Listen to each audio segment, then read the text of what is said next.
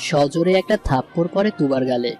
তুবা ঘাড় ঘুরিয়ে দেখে থাপ্পড়দাতা আর কেউ নয়, তার সদ্য বিয়ে করা স্বামী মিস্টার নাইম।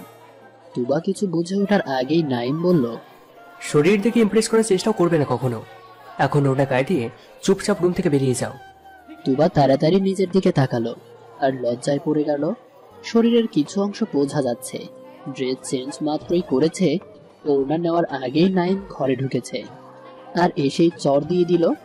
তুবা কিছুক্ষণ লজ্জায় লাল হয়ে থাকার পর বলল, আমি বাজারে মেয়ে না যে টাকার জন্য ইমপ্রেস করব। তাছাড়া আপনার মতো লজ্জা না যে মানুষের গোপন অঙ্গের দিকে তাকাবো। আর ঘরটা আপনার না যে আমি বেরিয়ে যাব। বেরোনোর হলে আপনি যান। নাইম তুবার কথায় প্রচন্ড খেপে যায়। তুবাকে ধাক্কা দিয়ে ফেলে দেয় মেঝেতে। তুবা শব্দ করে। নাইম খেয়াল করে তুবার পেট দেখা যাচ্ছে।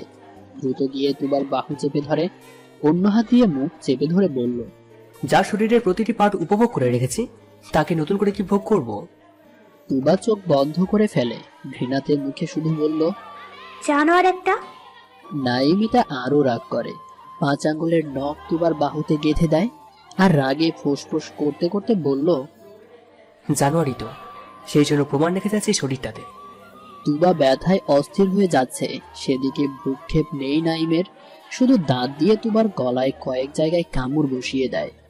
এমন ভাবে কামড় দিয়েছে যেন রক্ত পড়ে যাবে যে কোনো মুহূর্তেই। এরপর তুবাকে আবারও ধাক্কা দিয়ে দূরে সরিয়ে দেয়। চুপচাপ উঠে বেডে শুয়ে পড়ে নাইম। আর তুবা ব্যথার যন্ত্রণাতে সারাটা রাত কাতরাতে থাকে। সারা রাত নাইমকে অমানুষ জানোয়ার বলে গালি দিতে থাকে। তুবার সাথে নাইমের বিয়ে হবার কোনো কথাই ছিল না, তবুও হয়েছে। বিয়ের জন্য সম্পূর্ণভাবে দায়ী নাইম। অথচ এই নাইম কিনা তুবার সাথে রাফ বিহেভিয়ার করছে। তুবা মাত্রই অনার্স সেকেন্ড ইয়ারে উঠেছে। বাবা মা আর বড় বোনের সাথে একসাথে থাকতো। তুবার বাবার ট্রান্সফার হয়ে যাওয়ায় তুবাকে ওর মামার বাসায় রাখতে বাধ্য হয় তুবার আম্মু। 1 মাস থাকার পর হোস্টেল ঠিক করে দেয়। এরপর থেকে তুবা হোস্টেলেই থাকতো। তুবা কখনো ওর মামাতো ভাইকে দেখেনি, কারণ নাইমকে ছোটবেলায় বিদেশে পাঠিয়ে দিয়েছিল তুবার মামি। তুবার সাথে তুবার মামির সম্পর্ক খুব ভালো না হলেও একেবারে খারাপ ছিল না বিধায় তুবার মামাতো বোন নুরার বিয়েতে তুবাকে দাওয়াত দেয়। তুবাও বেড়াতে চলে আসে মামার বাসায়। এটাই ছিল তুবার জীবনের সবচাইতে বড় ভুল। নুরার বিয়েতে তুবা বেশ আনন্দ করলেও আনন্দ মাটি হয়ে যায় নাইমকে দেখে, কারণ বিয়েটা একদম ঘরোয়া ভাবে হওয়ার কথা ছিল।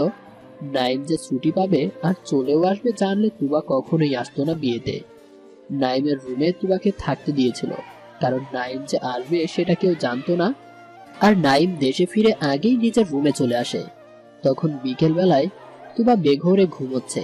স্কার্টটা হাঁটু পর্যন্ত উঠে গেছে আর টপসটা দিয়ে পেট দেখা যাচ্ছে। নাইমের অবাক লাগে, ও রুমে একটা মেয়ে কিভাবে আসলো এটা ভেবে। নাইমের কান টেনে ধরে নুরা আর বলে, তুই বড় হয়ে গেছিস, কিন্তু কখন কি করতে হয় সেটা জানিস না। সরি আপু, আমি বুঝতে পারিনি। এখন তো বুঝছিস, তাও কেন ওর দিক থেকে চোখ সরাচ্ছিস না? নাইম চোখ ঘুরিয়ে নিয়ে আস্তে করে দরজা লাগিয়ে দেয় আর বোনকে জিজ্ঞেস করে, কেউ আমার ঘরে কিসের জন্য? ছোট ফুপির ছোট মেয়ে, মা দাওয়াত দিয়েছে তাই এসেছে। ওরে ওঠা আর নিচের ঘরে পাঠিয়ে দাও।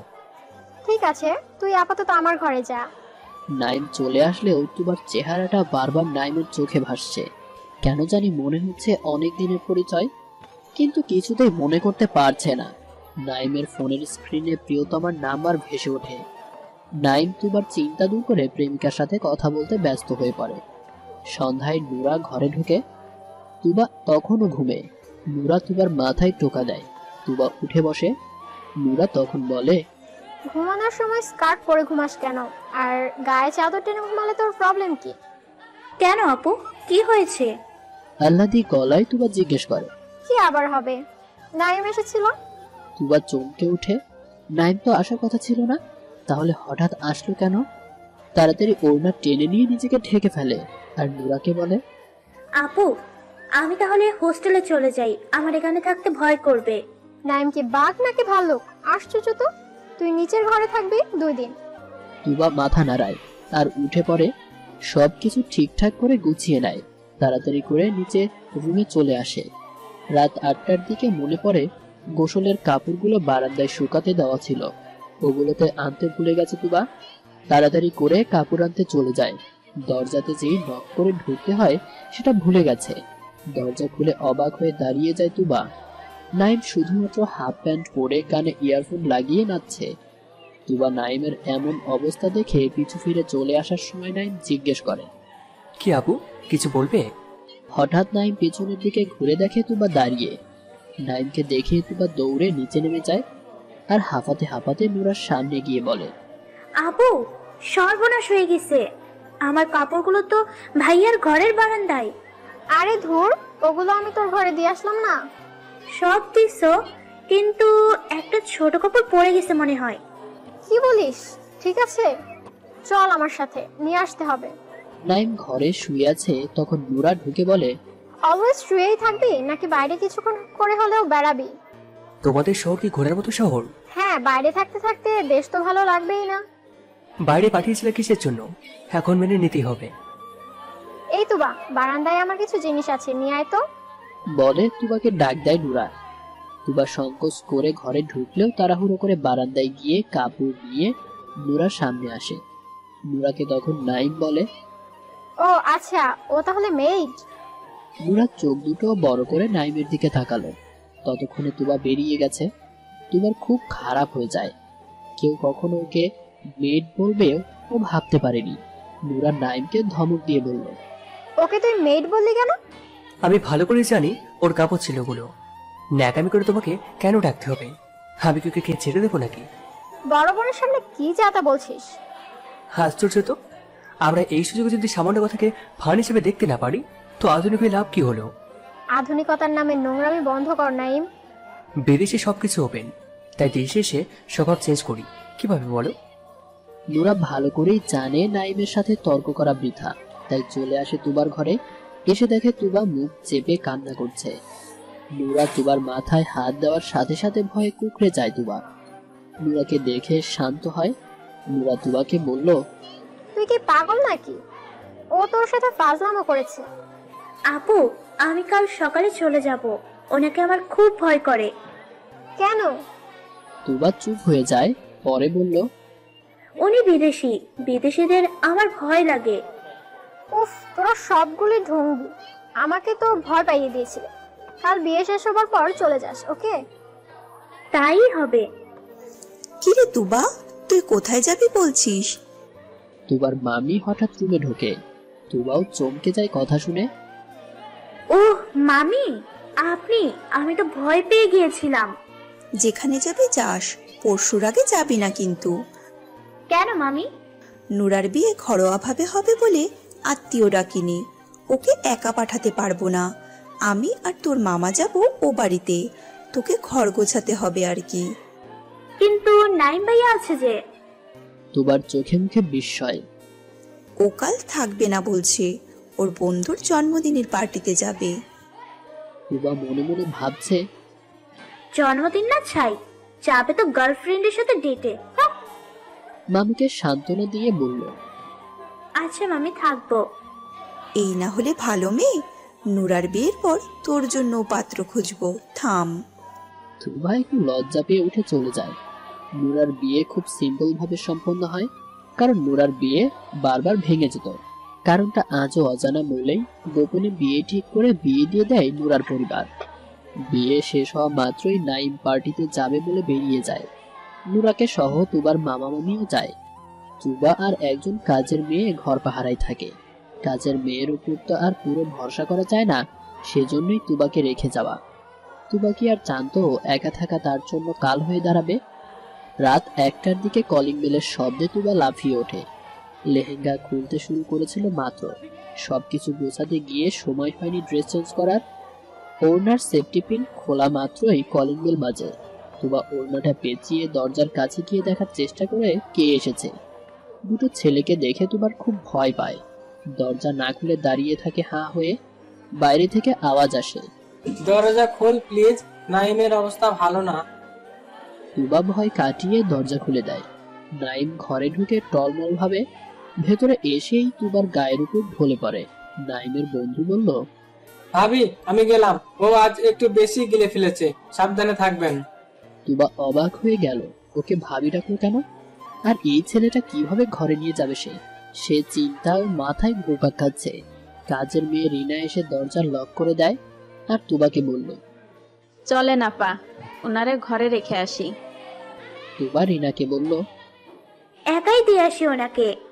তুবা কষ্ট করে নাইমকে ঘর পর্যন্ত নিয়ে আসে। নাইমকে বেডে শুইয়ে দিতে গিয়ে নিজেও নাইমের উপর পড়ে যায়। নাইম নিজে থেকেই ছাড়িয়ে নিয়ে চলে আসবে ভেবে উঠতে যাবে, তখনই নাইম আরো শক্ত করে তুবাকে জড়িয়ে ধরে। তুবা ভয়ে কান্না জুড়ে দেয়, করুণ কণ্ঠে বলল, আমার সাথে প্লিজ কিছু করবেন না আপনি, ছাড়ুন না আমাকে প্লিজ।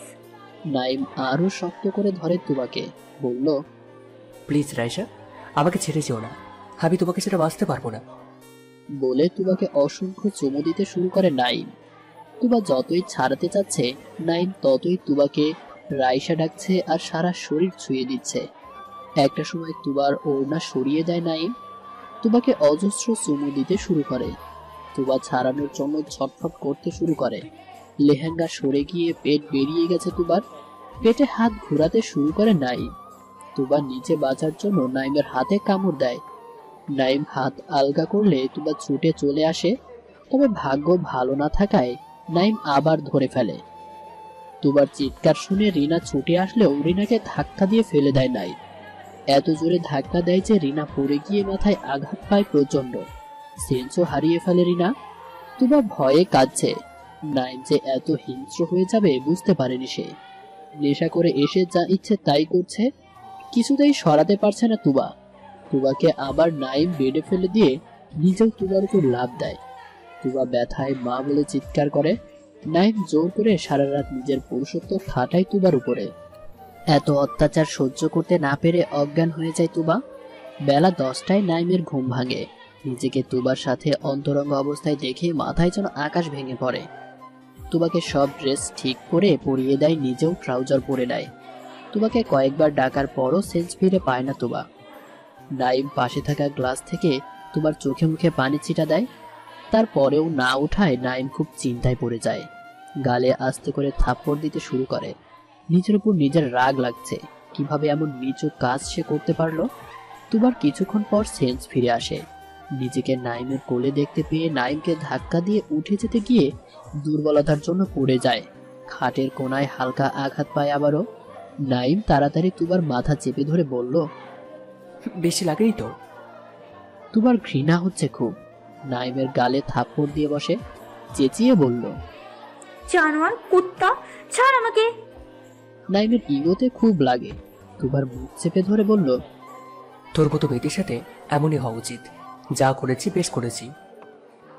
তুবা নাইমের থেকে নিজেকে ছাড়িয়ে নিতে চাইলেই নাইম আরো শক্ত করে ধরে তুবাকে আর বলল, রাতে নয় মাতাল ছিলাম, কিছু মনে নেই, এখন আরেকবার হয়ে যাক তাহলে। তোর মাকে সব বলে দিব তুই কত জানোয়ার হয়ে গেছিস। লোকে ঠিকই বলেছিল তুই বিদেশে গিয়ে নারীখোর হয়ে গিয়েছিস। নাইম তুবার মুখ আরো বেশি করে চেপে ধরে বলল, আমার নামে বাজে কথা বলাটাকে, তুই নিজে যে শোভার সাথে প্রেম শুরু করেছিস সেটাকে কি বেশি হিসেবে দেখবো? শোভন আমার প্রেমিক না, ফ্রেন্ড ছিল। কথাটা শেষ না হবার আগেই নাইম থাপ্পড় দেয় তুবাকে। বেডের সাথে চেপে ধরে বলল, একজনের স্ত্রী হয়ে আরেকজনের সঙ্গে রাত কাটাতে তোর খারাপ লাগে না? আমার বেটে শুয়ে তোর খারাপ লাগছে তাই না?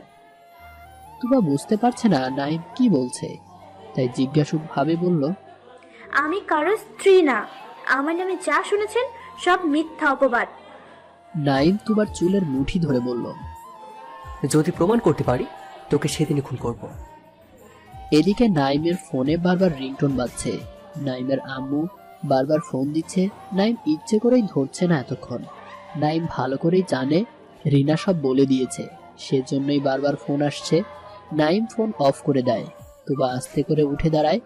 নাইম উপরে গিয়ে তুবাকে পেছন থেকে জাপটে ধরে পেটে খামচিয়ে দেয় আর বলল, রাতটা তো সারা জীবনের স্মৃতি, আজ ওটা মনে করে তুই কাঁদবি আজীবন। হিংস্র পশু আপনি। আগেও ঘৃণা করতাম, এখন থেকে আরো বেশি ঘৃণা করব। তুবা ব্যথায় হাঁটতে পারছে না, তবুও টলমল ভাবে নিচের ঘরে নেমে আসে। বেডের উপর বসে কাঁদতে শুরু করে। কেন আমাকে এই বাসায় রেখে গেলে মা? এই পশুর সাথে কাটানো মুহূর্তগুলো কিছুতেই ভুলতে পারছি না। কিভাবে বেঁচে থাকবো আমি?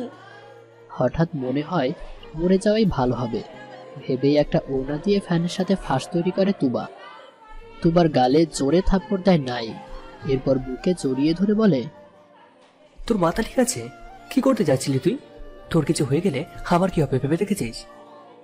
তুবা নাইমকে সরিয়ে দেয় আর চিৎকার করে বলল, নরপশুর খাদ্য হবার চেয়ে নিজেকে শেষ করে দেওয়া ভালো। নাইম খুব শান্ত গলায় বলল, দেখো, যা হবার হয়ে গেছে। তখন আমি মাতাল ছিলাম, না বুঝে করে ফেলেছি। এর জন্য তোমার ক্ষতি কেন করবে? তোমার মা বাবার কি হবে ভেবে দেখেছো? তুবা অন্যদিকে তাকিয়ে চুপ করে বসে পড়ে। নাইম বুঝতে পারছে তুবার সাথে অন্যায় করেছে সে। এমনটা সে করতে চায়নি যদি না বন্ধুরা ওয়াইনের বোতলে উত্তেজক ট্যাবলেটটা না মিশিয়ে দিত। ট্যাবলেট মেশানোর কথা আগে জানলে কখনোই ওয়াইন খেত না সে।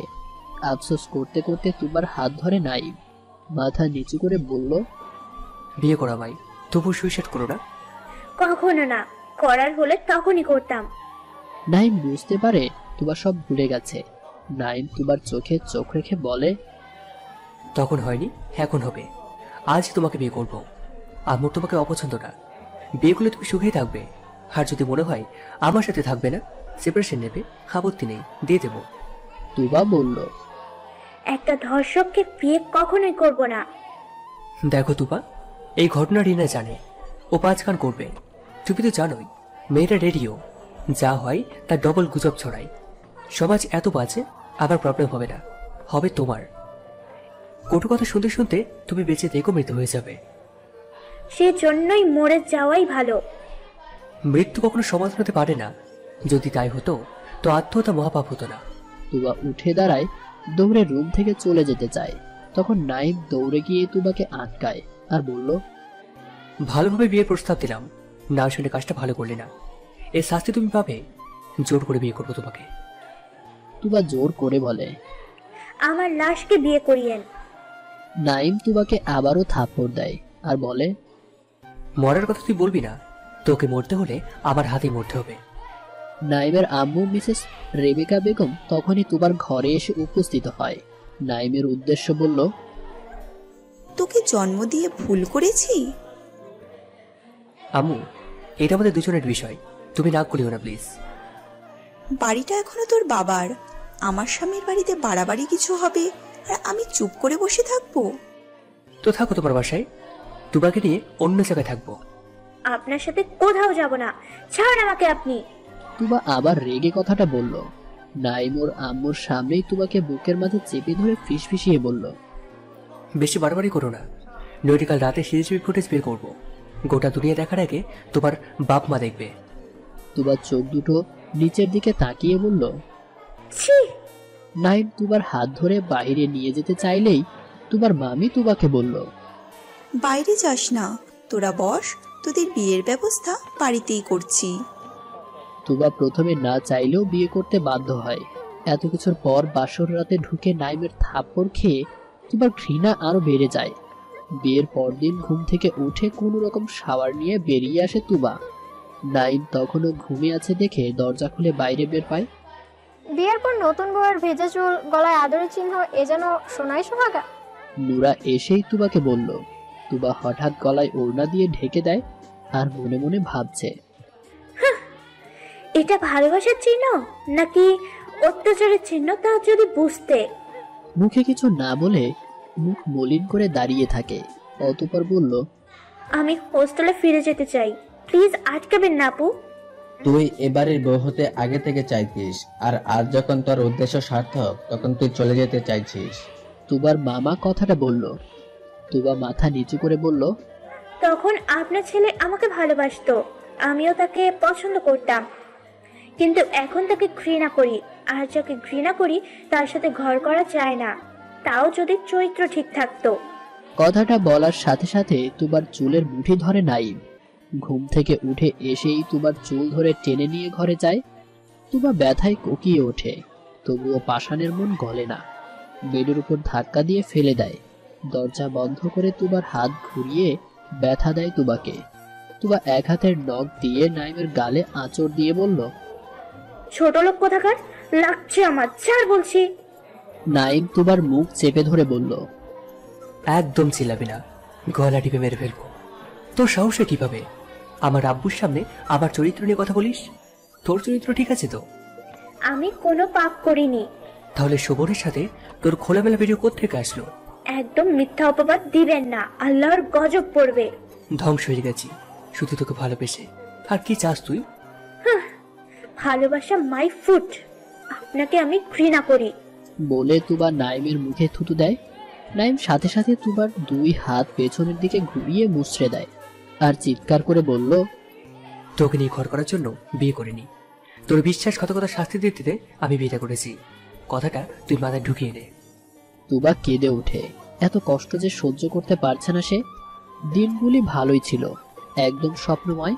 লুকিয়ে লুকিয়ে তুবার হাসি দেখা, তুবাকে ভয় দেখানো, তুবার ভয় পেয়ে চিৎকার করা, বিশেষ করে তুবার বেনি করা চুল ধরে টানা।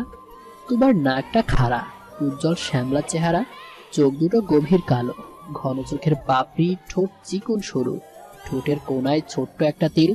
সবকিছু মিলিয়ে তুবাকে প্রথম থেকে পছন্দ করতো নাইম, কিন্তু কখনো মনের কথা বলা তো দূরে থাক, সব সময় তুবাকে শাস্তির ব্যবস্থা করে দিত নাইম। বেশিরভাগ খুনসুটি হতো নানুর বাড়িতে, কারণ তখন 2 পরিবার একসাথেই থাকতো। একবার তুবা ঘুমিয়েছিল, তখন তুবার চুলে বেনি গেঁথে বেনিটাকে দড়ি দিয়ে ফ্যানের সাথে বেঁধে রাখে নাইম। তুবা ঘুমিয়ে আছে দেখে তুবার মুখে দূর থেকে জোর করে পানি মারে। তুবা লাফিয়ে ওঠে ঘুম থেকে। উপরে চুল বাঁধা আছে, খেয়াল করেনি। প্রচন্ড ব্যথা পায় মাথায়। নাইম তুবার কান্না দেখে পালিয়ে যায়। তখন মেয়েটার চুলে কয়েকদিন পর্যন্ত ব্যথা ছিল। নাইম অবশ্য এই জন্য অনেকগুলো মারও খেয়েছিল ওর মায়ের কাছে। ফাজিল হবে তাই বলে এমন দুষ্টমি কিনে মানা যায়? কথাগুলো ভেবে তুবা মুচকি হাসে। এরকম ফাজিলের সাথে তার বিয়ে হবে কখনোই ভাবেনি সে। হ্যাঁ, ফাজিল না শয়তান হয়ে গেছে। আগেকার অন্যায়গুলো মেনে নেওয়া যায়, কিন্তু এখনকার অন্যায়গুলো ক্ষমা হয় না। ছাদের এক কোণে ওয়াইনের বোতল হাতে দাঁড়িয়ে আছে নাইম। কয়েক ঢোক গিলে ফেলেছে। নেশা করতে হবে যে, নইলে বউ পেটাবে কিভাবে? আগে থেকে খারাপ পথে পা বাড়িয়েছিল, আর এখন পুরোপুরি খারাপ হয়ে গেছে। খারাপ হওয়ার পেছনে যথেষ্ট কারণ আছে, যদিও বা ভুল বোঝাবুঝি। তুবাকে ছোট থেকেই ভালোবাসতো নাইম। জ্বালাতন করতে করতে কখন যে প্রেমে পড়ে গিয়েছিল নিজেও বুঝতে পারেনি। অথচ আজ ভালোবাসার মানুষকে বউ হিসেবে পেয়েও তাকে কিনা অত্যাচার করতে হচ্ছে। অত্যাচার পাওয়ারই যোগ্য সে, নয়তো কোনো ফ্রেন্ডের সাথে রিলেশন করতে গিয়েছিল সে। নিজেই নিজেকে প্রশ্ন করে নাইম। আর কত মদ গিলবি? নাইমের বাবার ডাকে নাইম পিছে ঘুরে তাকায়। কিছু না বলে নিজ কাজে মন দেয় আবার। নাইমের আব্বু নোমান ইসলাম আবার বললেন, যা করে চলছিস ভালো হচ্ছে না, কিন্তু এভাবে জীবন চলতে পারে না। তুই ওই মেয়েকে ডিভোর্স দিয়ে নতুন করে বিয়ে কর। নাইম রাগী দৃষ্টিতে বাবার দিকে তাকায়, এরপর বলে, যা বলেছো বলেছো, এই কথা দ্বিতীয় বছর না শুনি, নইলে তুবাকে নিয়ে এই বাসে ছেড়ে চলে যাব। নোমান সাহেব এই ভয়টাই পাচ্ছিলেন। না, ছেলেকে আর খেপানো যাবে না, একটা মাত্র ছেলে তার। তাই শান্ত ভঙ্গিতে বললেন, তাহলে বোমাকে নিয়ে ঘুরে আয়। তোর নেক্সট 4 তারিখে কুয়েতে যাবার কথা। জাহাজও ভ্রমণ হয়ে যাবে, সাথে তোদের হানিমুনও। বাবা এসব কথা বলতে লজ্জা লাগে না? আর হ্যাঁ, তুবাকে নিয়ে যাবো নেক্সট বার। তুবাকে একা রেখে কখনোই যাব না। আর কথাটা মাথায় ঢুকিয়ে নাও। নোমান সাহেব আর কথা না বাড়িয়ে সিঁড়ি বেয়ে নিচে নামা শুরু করে। একটা মাত্র ছেলে, অথচ বাবাকে সম্মান পর্যন্ত করে না। নিচে নেমে তুবাকে ডাকে। তুবা ঘর থেকে বেরিয়ে আসলে নোমান সাহেব বললেন, তোর বাসায় সবকিছু জানিয়েছি, ওরা আসলে যা সিদ্ধান্ত নিবে তাই হবে। উপর থেকে নাইম চিৎকার করে বলল, আমার স্ত্রীর সিদ্ধান্ত আমি নেব। অন্য কেউ মাথা কামালে মাথা আলাদা করে দেব। নাইমের আম্মু রেহেনা খাতুন বললেন, তোর কি মাথা খারাপ হয়ে গেছে? এত খারাপ ব্যবহার করছিস কেন তুই? হ্যাঁ, হয়ে গেছে। সেটা শান্ত হবে ওরে খুন করার পর। তবে খুন করবো ধীরে ধীরে, একদিনে না। তুবার দিকে হাত দেখিয়ে বলল নাইম, যা খুশি কর, চিল্লাচিল্লি করিস না নাইম। আমরাও সমাজে বাস করি, সমাজের মানুষ আমাদের খারাপ বলবে। মায়ের কথায় কথা না বাড়িয়ে নাইম হন হন করে ঘরে ঢুকে যায়। তুবাকে ওর মামি বলল, সারাদিন কিছুই খাসনি, এইভাবে কয়দিন না খেয়ে থাকবি? তুবা মামির দিকে তাকিয়ে বলল, খাবার ইচ্ছে নেই। বলে নিচের রুমে গিয়ে শুয়ে থাকে। তুবা পাশ ঘুরতেই দেখলো নাইম দাঁড়িয়ে আছে। তুবা তাড়াতাড়ি উঠে বসে, ভয় পেয়ে গেছে এক প্রকার। নাইম এসেই তুবার চুলগুলো টান দিয়ে ধরে তুবার মাথাটা নিজের কাছে নিয়ে আসে আর বলে, না খেয়ে মরতে দেবো না তোকে, খাইয়ে দাইয়ে সময় মতো সারা জীবন কষ্ট দিয়ে মারবো তোকে। খাবো না আমি, ছাড়ুন আমাকে, লাগছে আমার। তুবা মুখ ফাঁকা করে। কথা বলার সময় মুখের মাঝে স্যান্ডউইচ ঢুকিয়ে দিয়ে মুখ চেপে ধরে বলল, কথা না বলে তাড়াতাড়ি গেল। তুবা অনেক কষ্টে মুখের খাবার শেষ করে। শেষ হওয়া মাত্র তুবাকে ডাইনিং এ টেনে নিয়ে আসে, জোর করে চেয়ারে বসিয়ে নিজেও তুবার পাশে বসে। ডিম পোস্ট পরোটা তুবার মুখে ঢুকিয়ে দেয়। তুবাও অশান্তির হাত থেকে বাঁচতে সব খেয়ে নেয়। খাওয়া শেষ হতেই নাইম উঠে যায়। তুবা চেয়ারে বসে বসে কাঁদতে শুরু করে। একদিন তুবার খুব শখ হয়েছিল রান্না করার। ভুলবশত তুবার হাত পুড়ে গিয়েছিল। সাথে সাথে নাইম তুবার হাত মুখে নিয়ে চুমু দিয়েছিল, যেন তুবার চেয়ে নাইমকেই বেশি লেগেছিল। অথচ আজ সেই নাইম মারতেও দ্বিধা করে না। পুরনো অতীত মনে করে তুবার কান্নার পরিমাণ বেড়ে যায়। এভাবে প্রতিদিন ধুকে ধুকে মরার কি দরকার, একেবারে মরে যাওয়াই তো ভালো। হঠাৎ তুবা ওর খোলা পিঠে ঠান্ডা হাতের স্পর্শ পেল। তুবা পিছনে ঘুরে তাকাতেই নাইম তুবাকে পাজা কোলে করে তুলে নিয়ে নিজের ঘরের দিকে পা বাড়ায়। তুবাকে বেডের উপর বসিয়ে ঘরের দরজা লাগিয়ে আসে নাইম। তুবার সামনে এসে বসলো নাইম। এরপর বলল, কি অন্যায় করেছিলাম যে আমাকে ধোকা দিলে তুমি? তুবা মুখ ঘুরিয়ে নিয়ে বলল, জানোয়ার আপনি, মানুষ নন। সাথে সাথে তুবার গালে আবারও থাপ্পড় দেয় নাইম। হ্যাঁ, আমি জানোয়ার, তোকে ভালোবেসে জানোয়ার হয়ে গেছি আমি। পকেট থেকে সিগারেট আর লাইট বের করে। একসাথে 3টা সিগারেট ধরায়। সবগুলো একসাথে টানে আর ধোঁয়াগুলো তুবার মুখে ছাড়ে। তুবার সিগারেট গন্ধ সহ্য হয় না, কাশি উঠে যায়। তবুও নাইম একে একে 1 ডজন সিগারেট টানে আর তুবার শাস্তির ব্যবস্থা করে। একসময় কাশতে কাশতে অস্থির হয়ে পড়ে। তখন নাইম সিগারেট খাওয়া বন্ধ করে। ততক্ষণে তুবার অবস্থা খারাপ, শ্বাসকষ্ট হচ্ছে খুব। ভোরে ঘুম থেকে ওঠে তুবা, দেখে নাইম ওকে জড়িয়ে ধরে ঘুমিয়ে আছে। রাতের কথা মনে পড়ে, যেমন কষ্টও দেয় তেমন যত্নও করে। যখন শ্বাসকষ্ট উঠে হাঁপাচ্ছিল তখন নাইমই ওর সেবা করে। তুবা নাইমকে ঠেলে উঠে পড়ে। ভালো লাগে না এই ছেলেকে, যার জন্য এত কিছু সহ্য করতে হচ্ছে তাকে। ভালো লাগার কথাও না, মনে হচ্ছে পালিয়ে যেতে পারলে ও বেঁচে যায়। তুবা ওঠা মাত্রই নাইম তুবাকে কাছে টেনে নেয়, চুলের মুঠি ধরে বলল, শেষ নিঃশ্বাস পর্যন্ত কষ্ট দিয়ে মারবো তোকে। তুবা চোখ বন্ধ করে কাঁদতে থাকে। নাইম চুল ছেড়ে দেয়। তুবা তখন বলে, কিসের শাস্তি দিচ্ছেন? আমি কোনো অন্যায় করিনি, প্লিজ আমাকে মুক্তি দিন। আমি চলে যেতে চাই আপনার জীবন থেকে। মনে পড়ে না সেদিনগুলোর কথা? হ্যাঁ পরে, আপনি ধোকা না দিলে আজ এত খারাপ দিন দেখতে হতো না আমাকে। আমি ধোকা দিয়েছি নাকি তুই? ভালোবাসতাম খুব, কিন্তু এঙ্গেজমেন্ট করে বিদেশে চলে গিয়েছিলেন, ভুলে গেছেন? আমার এঙ্গেজমেন্ট কবে হয়েছিল রে? মিথ্যা দোষারোপ করছিস। তাহলে? তুবা চুপ হয়ে যায়। নাইম মিথ্যে বলে না, তাহলে কি তাকে ধোকা দেওয়া হয়েছিল? যেন নাইমের জীবন থেকে সরে যায়। তুবাকে চুপ থাকতে দেখে নাইম বলে, চুপ করে আছিস কেন? তুই নিজে দোষ থাকতে আমার উপর দোষ চাপিয়ে দিচ্ছিস, তাই না? না, আমি যা শুনেছি সেটাই বলেছি মাত্র। তুমি আমার সাথে সব সময় দুষ্টুমি করতে আর বকা খেতে। আমি খুব এনজয় করতাম। সম্পর্কটা ছিলই ঝগড়া করার। জানো, যখন থেকে বুঝতে শিখি তখন থেকেই তোমার প্রেমে পড়েছিলাম। নাইম চোখ বন্ধ করে ভাবতে থাকে হারানো দিনের কথাগুলো। একবার তুবাকে একা পেয়ে তুবার ঘরে ঢুকে দরজা লাগিয়ে দেয় নাইম। তুবা ভয়ে কাঁপছিল নাইমকে দেখে। নাইম তুবার গলায় আলতো স্পর্শ করে বলেছিল, আবার পড়ি, আমি তোকে কখনোই কষ্ট দেব না, আজকে থেকে শুধু ভালোবাসবো। তুবা ভয়ে চোখ বন্ধ করে ফেলে। কিছুক্ষণ পর খেয়াল করে কেউ কথা বলছে না। চোখ খুলে দেখে কেউ নেই সামনে। তুবা আশেপাশে তাকায়, ভাবছিল তুবাকে হয়তো কিস করবে। সত্যি কি নাইম এসেছিল? এমন ধাঁধা মনের মাঝে ঢুকে যায়। তখন গেটের নক করার শব্দ শুনতে পায়। নাইম ঢুকে বলে, কি রে, কি এত ভাবছিস? তুমি কি একটু আগে রুমে এসেছিলে? জেগে জেগে স্বপ্ন দেখছিস মানে? নাকি অনেক কিছু আশা করছিস মনে মনে? কি আশা করব? আজব তো। নাইম হুট করে তুবার কপালে কিস করে বলে, আমি তোকে বিয়ে করতে চাই। তুবা যেন আকাশ থেকে পড়ে। কিছুক্ষণ ভেবে বলে, পাগল হয়ে গেলে তুমি? এত কম বয়সে কে তোমার বিয়ে দিবে শুনি? কোথায় কম বয়স? আমি এবার এইচএসে দিয়েছি, আর তুই এইটে পড়িস।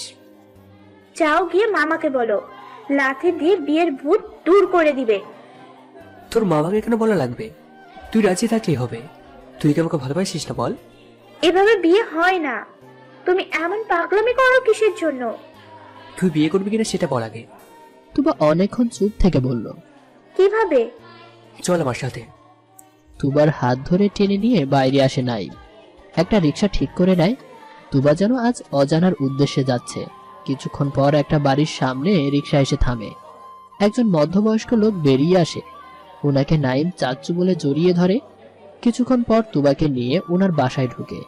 উনি তুবার দিকে অবাকভাবে তাকিয়ে থাকে। নাইম ওনাকে বলে, আমার ফুপির মেয়ে, ওকে বিয়ে করতে চাই, নইলে ওকে অন্যের সাথে বিয়ে দিয়ে দেবো। উনি নাইমকে অনেক বোঝালেন যে তোমার বিয়ের বয়স এখনো হয়নি, কিন্তু নাইম বলে, বিয়ের জন্য আমার বয়স লাগে নাকি? ওরে বিয়ে করতে চাই, কারণ ওরে আমি হারাতে চাই না কখনো। আর একটা মেয়ের বিয়ের জন্য ইসলামী দৃষ্টিতে বয়স লাগে না। তোমার বাবা যদি রাগ করে তখন কি করবে? কিছুই হবে না, দেখিয়েন, ওনার বোনেরই তো মেয়ে। অতঃপর নাইমের পাতানো চাচ্চু বাধ্য হয়ে ওদের বিয়ে পড়ি দেয় সেদিন। নাইম দীর্ঘশ্বাস ফেলে আর বলে, বিয়ের কথা মনে পড়ে তোমার? সেদিন তোমাকে জোরপূর্বক কাছে টেনে নিয়েছিলাম। সেটা তো কোনো পাপ ছিল না তোমার। বিয়ে করাবো তুমি আমার। অনেক আগে থেকেই তুমি আমার বৈধ স্ত্রী। তোমার রাগ অনেক কমে আসে নাইমের উপর থেকে। সত্যি তো, অল্প বয়সে আবেগের বশে চাচ্চুর পরিবারের সামনে কবুল বলে বিয়ে পড়েছিল সে। তাহলে তো ওদের মাঝে কোনো পাপ কাজ হয়নি। কিসের জন্য তাহলে নাইমের উপর রাগ করে আছে সে? দিনগুলো কাটছিল বেশ। মৌখিক বিয়ের পর থেকে নাইম তুবাকে বউ ভাবা শুরু করে, কিন্তু ওভাবে কখন কাছে যাওয়া হয়নি। দুজনেরই কি লজ্জা লাগতো একে অপরকে দেখে। লুকোচুরি খেলার মতো একে অপরের চোখাচোখি হলেই লজ্জায় লাল হয়ে যেত। একটা মাস এভাবেই পার হয়ে যায়। তুবার দাদু মারা যায়। তুবাকে বাধ্য হয়ে দাদুর বাড়ি যেতে হয়। শেষবার তুবা নাইমের দিকে তাকালো। নাইম ঠোঁটের ইশারায় চুমু ছেড়ে দেয়। তুবা লজ্জায় চোখ বন্ধ করে ফেলে। কিছুক্ষণ চোখ বন্ধ রাখার পর তুবার চোখ দিয়ে অঝরে পানি ঝরা শুরু করে। কেন জানি তুবার খুব খারাপ লাগছিল। হয়তো নাইমের সাথে আর কখনো দেখা হবে না, এই ভয় মনের ভেতর চেপে রেখে দাদুর বাড়ির উদ্দেশ্যে রওনা দেয়। কিছুদিন পর নাইমের আব্বু নোমান সাহেব নাইমকে ডেকে ছাদে নিয়ে গেলেন। মুখটা একদম গম্ভীর করে রেখেছেন। নাইম ভয় ভয় জিজ্ঞেস করে, কিছু হয়েছে নাকি? এমন চিন্তিত দেখাচ্ছে কেন?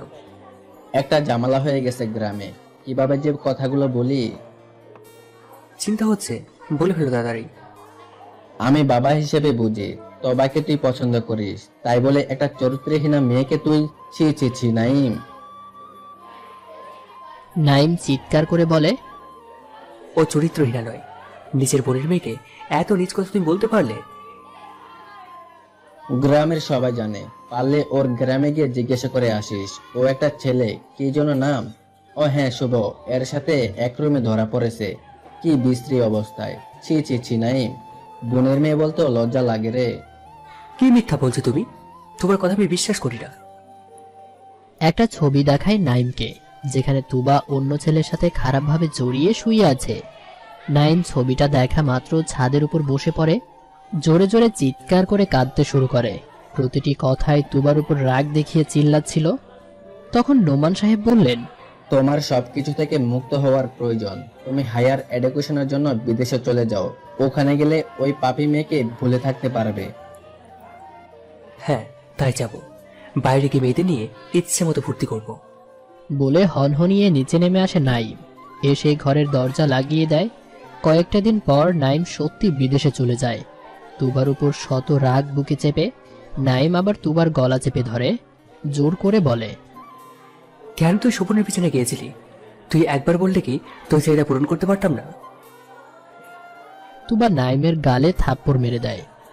অনেক হয়েছে নাইম, আমার চরিত্র নিয়ে টানাটানি করবে না তুমি। নাইম আরো শক্ত করে তুবার গলা চেপে ধরে। তুবার কষ্টের দম বন্ধ হয়ে আসছে, কিছুই বলতে পারছে না তুবা। নাইম জোরে করে বলে, তাহলে গোটা গ্রামের লোক কি ভুল দেখেছিল, নাকি আমি ভুল দেখেছিলাম? তুই ওই শোভনের বুকে নগ্ন হয়ে শুয়ে আছিস সেটা? তুবা এতক্ষণ নাইমের থেকে ছাড়ানোর চেষ্টা করছিল, কিন্তু এমন কথা শোনার পর হাত পা একদম ছেড়ে দেয়, চোখটাও বন্ধ করে ফেলে। নাইম বুঝতে পারে তুবার নিঃশ্বাস বন্ধ হয়ে আসছে, তাই গলা ছেড়ে দেয়। তুবা অনেক কষ্টে একটা কথা বলে, যে লোক যাচাই না করে অন্যের কথা বিশ্বাস করে সে কখনোই সুখী হতে পারে না। মিথ্যা অপবাদ কেউ দিল আর সেটা যাচাই না করে অন্যায় করেছো তুমি, এর শাস্তি তুমি অবশ্যই পাবে একদিন। নাইম একটু ভীত হয়ে উঠে বসে। সত্যি তো, সেদিন একটা ছবি দেখে যাচাই না করে চলে গিয়েছিল সে। তাহলে কি তুবা সম্পূর্ণ নির্দোষ, নাকি নিজের দোষ ঢাকতে এমন কথা বলছে সে? সত্যি তুই কোনো পরপুরুষের সাথে থাকিসনি? ছি, তুমি আমাকে কখনো ভালোবাসোনি, বাসলে মিথ্যা অপবাদ বিশ্বাস করতে না। তুই গ্রামে গিয়ে কোনো অঘটন ঘটাসনি? আমি তখন কত ছোট ছিলাম, ভুলে গেছো? ওই বয়সেই যদি অঘটন ঘটাই তাহলে এতদিন থেকে দেখছো আমাকে, এই বয়সেও নিশ্চয়ই খারাপ কাজ করে বেড়াই। তাহলে আমাকে যা বলা হয়েছিল সবকে মিথ্যা ছিল? কে বলেছে? নাইম বলতে গিয়েও বলল না, আগে বাবার সাথে কথা বলা দরকার। আচ্ছা আপু, তুমি কি আমাকে ডিভোর্স দিতে পারবে? নাইমের কথা শুনে নোমান সাহেবের মাথায় রক্ত উঠে যায়। প্রচুর পরিমাণে রেগে গিয়ে বলল, তুই আমার একটা মাত্র ছেলে বলে যা মুখে আসবে তাই বলবি নাকি? আর একটাও বাজে কথা বলবি না তুই আমাকে। তুমি যদি আমাকে না ছেড়ে যেতে পারো তাহলে তোমাকে ডিভোর্স দিতে বলো কোন সাহসে? তোবার মতো মেয়েকে এবারের বউ হিসেবে কখনো মানবো না আমি। তাই বুঝি তোমার উপর মিথ্যা অপবাদ আরোপ করছিল তখন? হ্যাঁ করেছিলাম। একটা অবৈধ মেয়েকে ছেলের বউ করা যায় না নাইম। নিজের বোনের মেয়েকে অবৈধ বলতে লজ্জা লাগে না তোমার? ও তোর ফুফুর আপন মেয়ে না, তোর ফুফু একটা জারজ মেয়েকে মানুষ করেছে। তুবা এই কথাটা শুনে মাথা ঘুরে পড়ে যায়। এতদিন যাকে মা বলে জেনে এসেছে সে কিনা তার মা নয়। নাইম আওয়াজ শুনে ঘরের দিকে ছুটে আসে, এসে তুবাকে মেঝেতে পড়ে থাকতে দেখে তাড়াতাড়ি কোলে তুলে নিয়ে বিছানায় শুইয়ে দেয়। কথাটা নিজেও হজম করতে পারছে না, কিন্তু কিভাবে সম্ভব এসব? কিছু না ভেবে পেয়ে তুবাকে জ্ঞান ফেরানোর চেষ্টা করতে থাকে নাইম। হাজার হোক, মেয়েটাকে একসময় খুব ভালোবাসতো, এখনো হয়তো ভালোবাসে। নইলে তুবার উপর যতই অত্যাচার করুক না কেন, তুবাকে কষ্ট দিয়ে নিজেই কষ্ট পায় কেন? কিছুক্ষণ পর তুবার জ্ঞান ফিরে আসে, উঠে বসে নাইমের হাত ধরে বলল, সত্যিই কি আমি জারজ? মামা এভাবে বলতে পারলো? যা হোক, তুমি আমার সাথে যাবে। কোথায়? যদি বলি যার নামে তাহলে তুমি যাবে। আচ্ছা যাব, কিন্তু এই বাসার যখনই লোকেদের সঙ্গে থাকার কোনো প্রয়োজন নেই। যাদের মিথ্যে কথায় আমি আমার বিবাহিত স্ত্রীকে ছেড়ে চলে গিয়েছিলাম, অন্তত তাদের সাথে থাকার কোনো আমার দরকার নেই। আমি আর সহ্য করতে পারছি না, আমাকে মেরে ফেলুন, আমি আর বাঁচতে চাই না, চাই না বাঁচতে। নাইম তুবার কান্না থামানোর জন্য অনেক চেষ্টা করার পর আদর করতে শুরু করে। এতটা আদর যে তুবা কিছুটা সময় নাইমের ভালোবাসার ছোঁয়াতে হারিয়ে যায়। তুবা কিছুক্ষণ পর খেয়াল করে নাইমের বুকে মাথা দিয়ে শুয়ে আছে সে। নাইমের উপর সব রাগ ঝরে পড়ে। এই প্রথম ভালোবেসে নাইম ওকে কাছে টেনে নিয়েছিল। ভালোবাসার মানুষ যদি কাছে ডাকে, তার ডাকে সাড়া না দিক কি থাকা যায়? মুখে একটু মুচকি হাসির ছোঁয়া। নাইম তুবার মুখে আলতো পরশ দিয়ে বলল, এখন তোমাকে বেশ সুন্দরী লাগছে। তুবা চোখ নামিয়ে নেয়। নাইমকে যে সেও ভালোবাসে। দীর্ঘদিন অপেক্ষার পর নাইম ওর কাছে ধরা দিয়েছে, কিন্তু ধরে রাখতে পারবে তো? পরক্ষণেই মনটা খারাপ হয়ে যায়, বিষণ্ণতার ছাপ চোখে মুখে ফুটে ওঠে। নাইম তুবাকে জিজ্ঞেস করে, হঠাৎ তোমার কি হলো তোমার? আমি কার মেয়ে নাইম? ভুলে যাও, তুমি আমার স্ত্রী। আর কোনো পরিচয় লাগবে তোমার? যদি লাগে তাহলে তুমি তুবা, এটাই তোমার পরিচয়। তবুও নাইম তুবার মুখে হাত দেয়, আর কথা বাড়িও না, ইশারায় বুঝিয়ে দেয়। ছোটবেলার দুষ্টুমিগুলো মন কেড়ে নিত, একটা পিচ্চি মেয়ের মুখে হাসি হৃদয় জুড়িয়ে দিত। মেয়েটা আজ বড় হয়ে গেছে, তার মায়াবী চোখের দিকে তাকিয়ে হারিয়ে যেতে ইচ্ছে হয়, কিন্তু ও অপরাধী জানার পর শুধু ওকে কষ্ট দিয়ে মারতে ইচ্ছে হতো। আর যখন জানতে পারি প্রিয়তমা সম্পূর্ণ নির্দোষ, তখন প্রিয়তমার প্রতি ভালোবাসা বেড়ে যায়। এটাই হয়তো মানুষের মন, ক্ষণে ক্ষণে বদলে যায়। হঠাৎ তুবার হাতের ছোঁয়ায় নাইমের খেয়াল ফিরে আসে। কি সব ভাবছিল ভেবে মুস্কি হাসে। তুবাকে বলল, রেডি হয়ে নাও, এই বাসাতে আজই তোমার শেষ দিন। তুমি তাদের একমাত্র সন্তান, যাওয়াটা কি ঠিক হবে? হ্যাঁ, কারণ বাবা মিথ্যাবাদী। যদি তোমার বাবার বলা কথাগুলো সত্য হতো তাহলে কি আমায় মেনে নিতে? নাইম রাগে তুবার গলা চেপে ধরে আর বলে, এরকম হলে তোমাকে মেরেই ফেলতাম। তুবার গলাটা ছেড়ে দেয়। তুবাকে রেডি হতে বলে নাইম ঘর থেকে বেরিয়ে আসে। মাকে ছেড়ে চলে যেতে পারবি?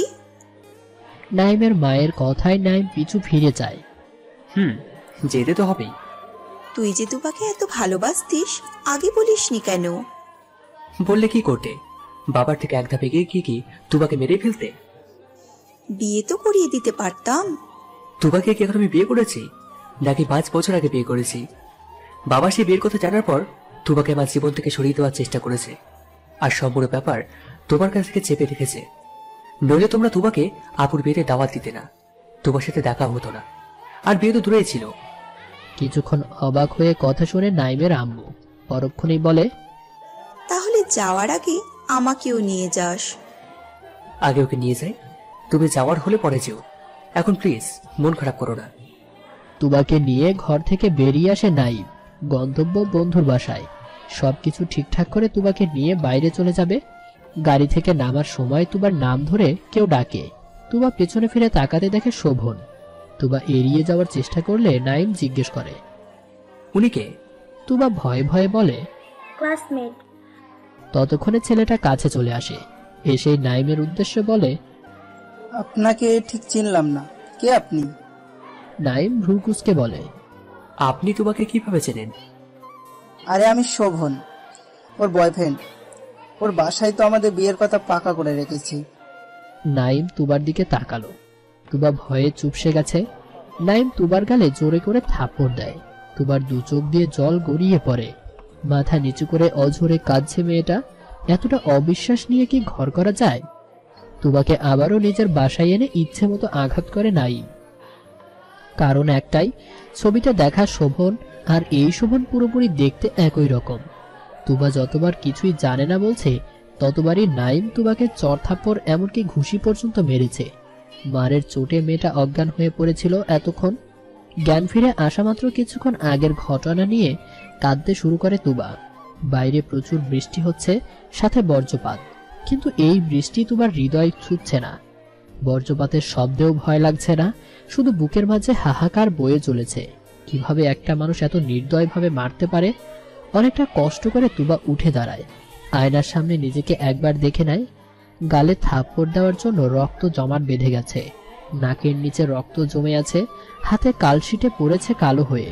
গলাতে কামড়ে দেওয়ার দাগ, গায়ের রং পর্যন্ত বিবর্ণ হয়ে গেছে। এভাবে কি একটা মানুষ বাঁচতে পারে?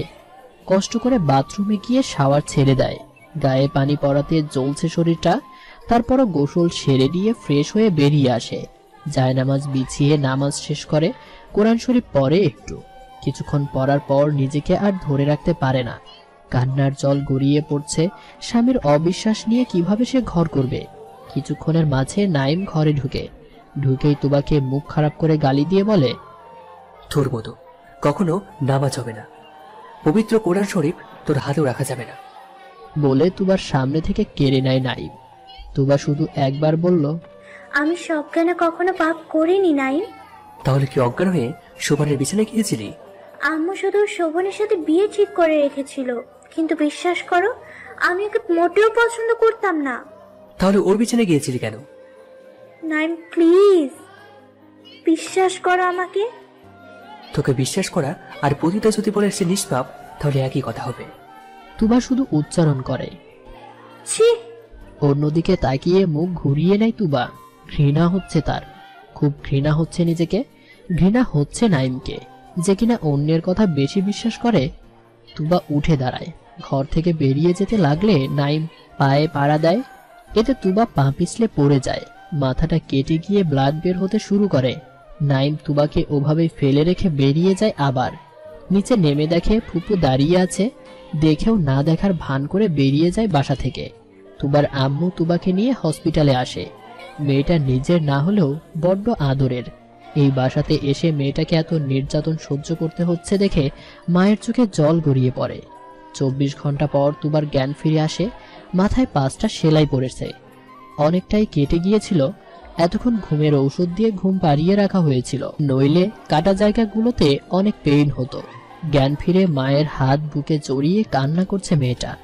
তুবার আম্মু তুবার মাথায় হাত রেখে বলল, নাইম যতই খারাপ হোক তুমি ওর সংসারেই থেকো, তুমি ওকে সহ্য করে নিও, কারণ ও তোমার স্বামী।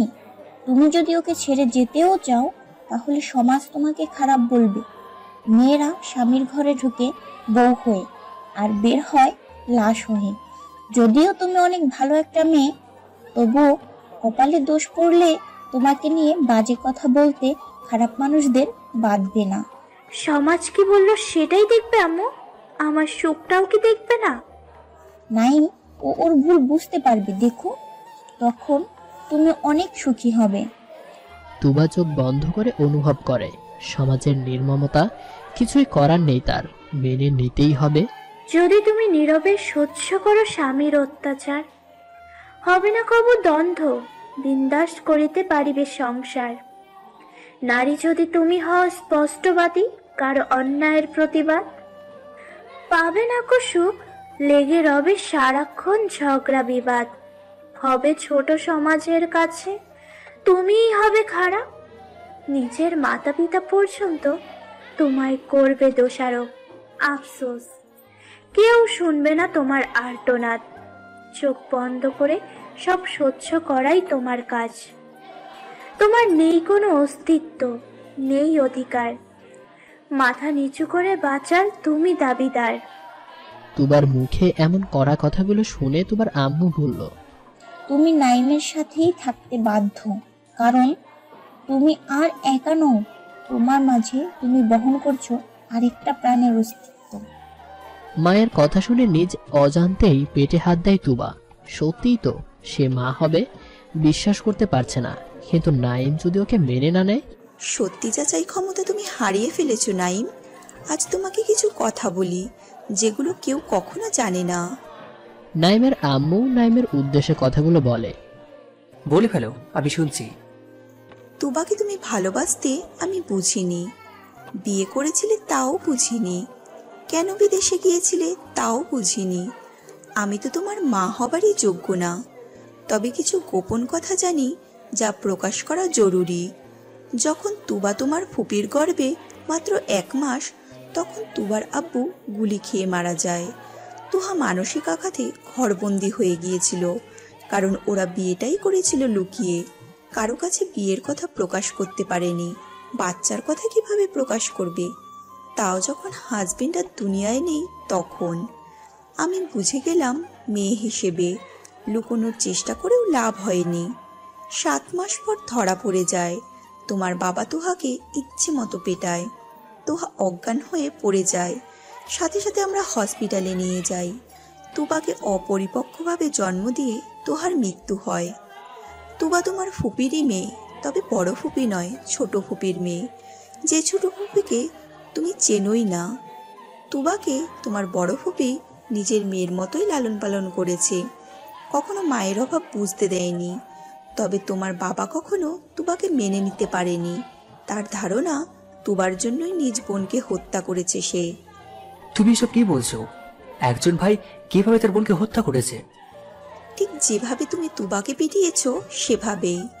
তুবা মরলে মরে যাক, অন্তত তুবার পেটের বাচ্চাকে তো আর কেউ জারজ বলবে না। নাইম যেমন অবাক হয়ে যায় তেমন খুশিও হয়। হাজার হোক সে বাবা হতে চলেছে, তবুও মাকে জিজ্ঞেস করে, তুবা এখন কেমন আছে? ওকে তুই যেভাবে মেরেছিস তাতে ওর যেমন থাকার কথা ও তেমনই আছে। ও যেমন অন্যায় করেছে ওর শাস্তিও দিয়েছে আম্মু। হেতোকে বড় করে দেখার মতো কি হয়েছে? একবারও কি যাচাই করেছিলিস?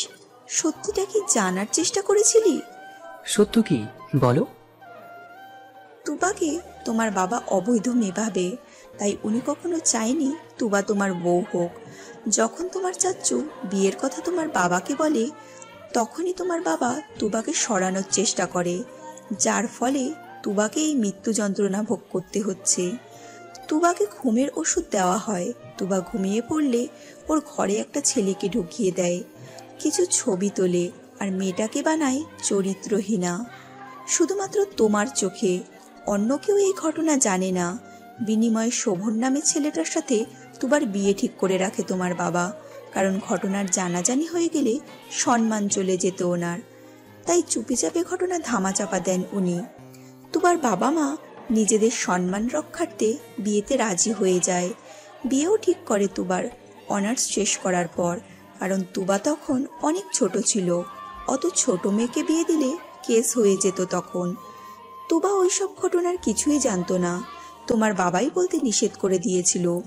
তুবাকে বেশি খাটালে সব সত্যি বেরিয়ে যেত কিনা সেটার ভয়ে। বিয়ে ঠিক করার কথা তুবা জানতো না। তুবার ঘুম ভাঙলে ওকে বলা হলো, তুমি লুসি নামের মেয়ের সাথে এঙ্গেজমেন্ট করেছো। এতেই ওর মনের মধ্যে তোমার জন্য ঘৃণা তৈরি হয়, সব কিছু ভুলে যাওয়ার চেষ্টা করে। তুমিও ভুল বুঝে বিদেশে চলে গেলে, আর সে ভুল বুঝে এই বাসাতেই কখনো এলো না, গ্রামেই পড়াশোনা শেষ করে, সাথে তোমাকেও কখনো দেখেনি। এটা ভেবে মনে মনে সান্ত্বনা দেয় নিজেকে। গ্রামে এইচএসসি দিয়ে ভর্তির পরীক্ষাতে কপাল দোষে এই ভার্সিটিতেই চান্স পেল। ভর্তি হলো ঠিকই, কিন্তু এখানে আসতো না আর। তানহা মানে তোর বড় ফুপি মাঝে মাঝে আসতো বেড়াতে। আমিও মাঝে মধ্যে যেতাম ওদের বাসায়, নুরাকে নিয়ে যেতাম, কথা হতো, সখ্যতাও করে নুরার সাথে। একটা বছর ভালোভাবেই পার হয়ে গেল। হঠাৎ ওর বাবা মানে খালুর ট্রান্সফারের জন্য ওকে কিছুদিন আমাদের বাসায় এনে রাখি। ও যত তাড়াতাড়ি সম্ভব হোস্টেল ঠিক করে ওখানে চলে যায়। বুঝতাম না কেন গিয়েছিল, এখন বুঝি। তোর স্মৃতি ভুলে থাকার জন্য চলে গিয়েছিল। হঠাৎ নুরার বিয়ে, তোর আগমন, তুবাকে তুই জোর করে বিয়ে করলি, আর আজ এই দিন দেখতে হচ্ছে। খুব ভালো করেছিস নাইম, তোর ভুলের জন্য আজ মেয়েটা মরতে বসেছে। একটা দীর্ঘশ্বাস ছাড়ে নাইমের আম্মু। এতগুলো সত্য নাইম হজম করতে পারবে না। নাইমের দু চোখ বেয়ে জল গড়িয়ে পড়ছে। এতটা পাষাণ সে কিভাবে হতে পারল? তুবা ওকে কি কখনো ক্ষমা করতে পারবে? এক বুক শঙ্কা বুকের মাঝে নিয়ে তুবার কাছে রওনা হলো নাইম। বাইরে প্রচন্ড রোদের তাপ, চোখ যেন ঝলসিয়ে যায়। এত রোদের ভিতর একা দাঁড়িয়ে আছে নাইম। তুবা দেখেও না দেখার ভান করে ঘরে শুয়ে আছে। এত অত্যাচার সহ্য করার পর যতটুকু ভালোবাসা ছিল তার 90% মরে গেছে। সে তার ভুল বুঝতে পেরেছে নিশ্চয়ই। বুঝুক কতটা কষ্ট দিয়েছে সে আমাকে। ভালোই হয়েছে, অন্তত জানতে তো পেরেছে আমি খারাপ মেয়ে না, বা তাকে কখনো ধোকা দেইনি। তুবার ভাবনার ছেদ পড়ে। একজন নার্স একটা খাম হাতে নিয়ে তুবার দিকে এগিয়ে ধরে আছে। তুবা চুপচাপ খামটা হাতে নিল। জানে কে পাঠিয়েছে, তাই না খুলে বুকের মাঝে চেপে ধরে রাখলো। খামটা খুব সুন্দর করে সাজানো, অনেকগুলো কার্টুন আঁকানো, দুটো লাল রঙের আর আরেকটা বাচ্চা কার্টুন যেটা কিনা নীল রঙের। এই খামটা অনেক বছর আগেই নাইম তুবাকে গিফট করেছিল। তুবা জিজ্ঞেস করেছিল, দুটো লাল একটা নীল কেন? লাল দুটো তুই আর আমি, আর নীলটা আমাদের বাচ্চা। বলেই নাইম খিলখিল করে হাসছিল। তুবা নাইমের মাথায় গাঁটটা মেরে বলেছিল, আমি তো নিজেই এখনো বাচ্চা। দূর হ পাগলি, তুই জানিস দাদুর বিয়ের সময় দাদুর বয়স ছিল মাত্র 10 বছর। নানির বয়স কম ছিল তো আমার কি? তুমি কি বলতে চাচ্ছ আমি এক্ষুনি বাচ্চা মা হব? নাইমের শয়তানি হাসি দিয়ে পালিয়ে যায়। তুবা রাগ করে খামটা নাইমের টেবিলের উপর রেখে চলে যায়। এত বছর পর তুবা খামটাকে দেখে যতটা না অবাক হয় তার চেয়ে বেশি আনন্দিত হয়। নাইম এতটা বছর একটা খাম পর্যন্ত আগলে রেখে দিয়েছে। তুবা আর কিছুই না ভেবে খামটা খুলে চিঠিটা বের করে। একটা অনেক পুরনো চিঠির সাথে নতুন একটা চিঠি দেখতে পায়। তুবা আগে পুরনো চিঠিটাই খোলে। সেদিন রাগ করে দেখাই হয়নি কি ছিল ভেতরে। আজ দেখে পুরোপুরি অবাক হয়ে গেছে সে। জানিস তুবা, তোকে ছাড়া আমি পুরোপুরি অসহায়। তুই ভুলে আমাকে ছেড়ে যাস না, হিতি নাইম। তুবা মুস্কি হাসে। আসলেই নাইম ওকে অনেক ভালোবাসত। কি যেন চিন্তা করে কিছুক্ষণ হয়তো হারিয়ে যাওয়া অতীতগুলো হঠাৎ খেয়াল আসতেই নতুন চিঠিটা খোলে। প্রিয় তুবা, তোকে ভালোবেসে আমি এতটাই অন্ধ হয়ে গেছিলাম যে যাচাই না করে তোর উপর আরোপ করা মিথ্যা অপবাদ বিশ্বাস করে ফেলেছিলাম। তার শাস্তি আজ এতটা বছর ধরে পাচ্ছি। ক্ষমা কি করে দেওয়া যায় না? একটাবার কি ভালোবাসা যায় না? মানলাম মানলাম আমি খারাপ, তাই বলে কি এতটাই খারাপ? ইতি নাইম। তুবা আবার জানালার দিকে তাকালো। নাইম পুরো 2 ঘন্টা ধরে এই রোদে দাঁড়িয়ে আছে। ইশারায় নাইমকে ডাকলো তুবা। তুবার ওঠার ক্ষমতা থাকলে ওই যেত, কিন্তু ও যে নিজে এখন খুবই দুর্বল। নাইম এসে তুবার বাম পাশে বসে, বাম হাতটা ধরে ফুপিয়ে কান্না শুরু করে আর কেঁদে কেঁদে বলে, তোর আর আমার সম্পর্কের মাঝে নিজ জন্মদাতাই যে ভিলেন হয়ে যাবে সেটা কখনোই বুঝতে পারিনি রে। আল্লাহ হয়তো এটাই আমার ভালো চেয়েছিল। এত কষ্ট দিয়ে তুমি জানো না, আল্লাহ তাআলা নিজেই বলেছেন, আমি অবশ্যই তোমাদেরকে কিছু না কিছু দিয়েই পরীক্ষায় ফেলবই। মাঝে মধ্যে তোমাদেরকে বিপদের আতঙ্ক, ক্ষুধার কষ্ট দিয়ে, সম্পদ, জীবন, পণ্য, ফল, ফসল হারানোর মধ্য দিয়ে। আর যারা কষ্টের মধ্যেও ধৈর্য নিষ্ঠার সাথে চেষ্টা করে তাদেরকেও সুখবর দাও। আল বাকারা আয়াত 155। যাই হোক, তোমার আমার মিলন সেই দিনই হবে যেদিন মামা আমাদের মেনে নিবে। তুমি তোমার বউ হিসেবে আমাকে সেই দিনই পাবে যেদিন মামা হাসি মুখে আমায় ভালোবেসে বরণ করে নিবে। উনি কখনোই রাজি হবেন না তুবা। আর নিজের মায়ের খুনিকে কিভাবে ক্ষমা করতে পারো তুমি তুবা? ভুল তো মানুষ মাত্রই হয় নাইম। উনি অহংকারের বশে অন্ধ হয়ে গিয়েছিল। একবার সুযোগ দেওয়াও তো উচিত। তাই হবে, মাত্র একবার সুযোগ দেব, কিন্তু তোমাকে নিয়ে বিদেশেই থাকবো আমি। কিন্তু তোমার মাকে কে দেখবে? ওনার তো বয়স হয়েছে, ওনার কষ্ট তোমার বোঝা উচিত নাইম। আমি তো কিছুই বুঝি না, যা বোঝা সব তুমি বোঝো। তুবাকে নিজ হাতে মারার জন্য এসেছিল ওর মামা, কিন্তু তুবার এত সহনশীলতা দেখে চোখ দুটো দিয়ে পানি পড়তে শুরু করে। নিজের করা অন্যায়গুলোর জন্য অনুশোচনা শুরু করে, কিন্তু অহংকার বশত তুবার কাছে গেল না। যে পিস্তলটা সাথে করে নিয়ে এসেছিল তুবাকে হত্যা করতে, সেটা নিজের মাথায় চালিয়ে দেয়। বিকট শব্দতে যেন হসপিটালের চারদিক কেঁপে ওঠে। তুবা নাইমের বুকে নিজেকে লুকিয়ে ফেলে ভয়ে। নাইম তুবাকে সরিয়ে বাবার কাছে গেলে নাইমের গালে হাত রেখে বলে, তোর ভালোবাসাও তো ওকে ফিরিয়ে দিলাম। দেখতে দেখতে 1 বছর পার হয়ে গেল। আজ তুবার প্রথম বিবাহ বার্ষিকী। ছেলেকে ঘুম পাড়িয়ে তুবা নাইমের পাশে এসে শোয়। নাইমের নাক বরাবর খামচি দেয় তুবা।